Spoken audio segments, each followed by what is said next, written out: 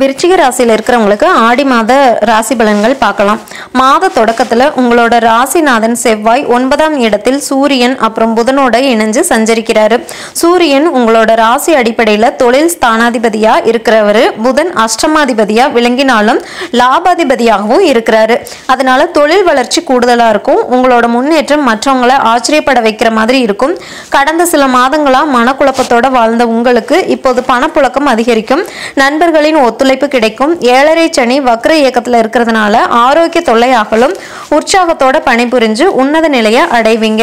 சுப விரயங்கள் அதிகரிக்கும். கூட்டு முயற்சியில அனுகூலம் உண்டு. அரசு வழி சலுகை கிடைக்கும். புத ஆதித்ய யோகம் இருக்கிறதுனால புகழும் பாராட்டும் கிடைக்கும். நல்ல காரியம் ஒன்று செஞ்சு முடிப்பீங்க. கல்வி முயற்சியில வெற்றி கிடைக்கும். கலைத்துறையில ஈடுபட்டு வெற்றி பெற நினைக்கிறவங்களுக்கு பிரபலஸ்தர்களோட சந்திப்பு கிடைக்கும். அதன் மூலம் எதிர்பார்ப்புகளை நிறைவேற்றிக்கலாம். இந்த மாதம் ராகு கேதுக்களோட பெயர்ச்சி உங்களோட வாழ்க்கையில மிகுந்த முன்னேற்றத்தை கொடுக்க போகுது.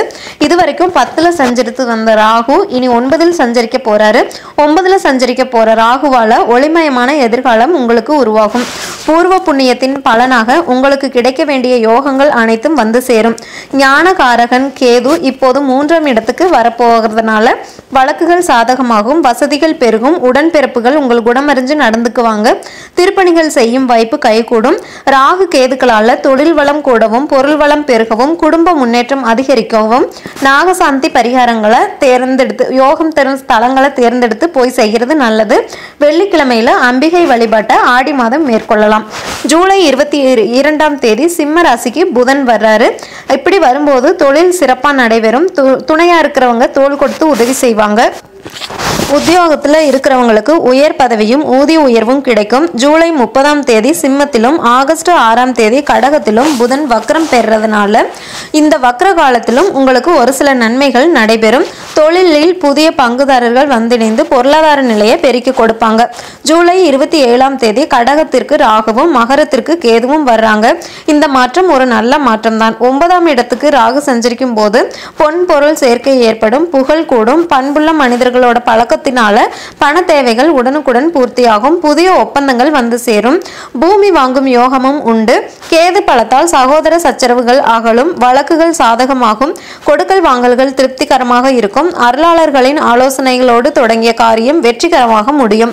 உங்கள் ராசியை பொறுத்த வரைக்கும் சனி பகவான் சகாயஸ்தானம் அப்புறம் சுகஸ்தானத்துக்கு அதிபதியா இருக்கிறாரு. அவரு இது வரைக்கும் வக்ர இயக்கத்துல இருந்தாரு. ஆகஸ்ட் 4ஆம் தேதி வக்ர நிவர்த்தி ஆகிறதுனால ஆரோக்கிய தொல்லை அகலும். அதிகார வர்க்கத்தினரோட ஆதரவு கிடைக்கும். குடும்பத்துல சுபகாரிய பேச்சுக்கள் நல்ல முடிவுக்கு வரும்.